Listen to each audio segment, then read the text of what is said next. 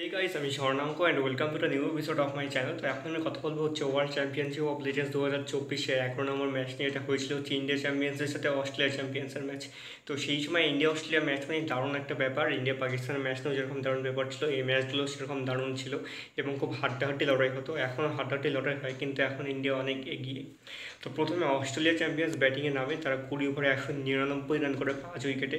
শন 41 run, Finch 7 run, Ben 17 run, Ferguson 26 run, Christian করে হচ্ছে 69 run 34 বলে 3টা বাউন্ডারি এবং 7টা ওভার বাউন্ডারি মারে এবং কাটেন 24 রান করেন। দেওয়াল কুলকার্নি 2টা উইকেট, আরপি সিং, নুরিত এবং হরভজন দূর থেকে 1টা উইকেট নেয়।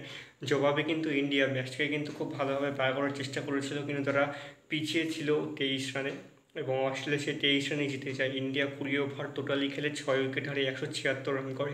Uthappa 12 run, Irfan 9 run, Raina 12 run, Yuvraj 19 run করে। সব থেকে চেষ্টাটা করছিল হচ্ছে ইউসুফ পাঠান, সে 48 বলে 78 রানের দারুণ ইনিংস তৈরি করে।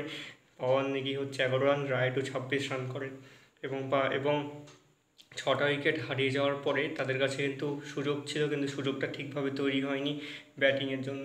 নাথান পিটার দুজনে 2টা উইকেট এবং বেন এবং ড্যানিয়েল দুজনে 1টা করে উইকেট নেয়। তো ইন্ডিয়া কিন্তু এই ম্যাচটা হেরে যায়। দেখা যাক ইন্ডিয়া সেমিফাইনালে ওঠে কি না। এখন বেশ চাপের একটা ব্যাপার হয়ে থাকলেও লাস্ট ম্যাচ যেটা আছে সেই ম্যাচটার উপর কোনো নির্ভর করবে যে কে সেমিফাইনালে উঠবে।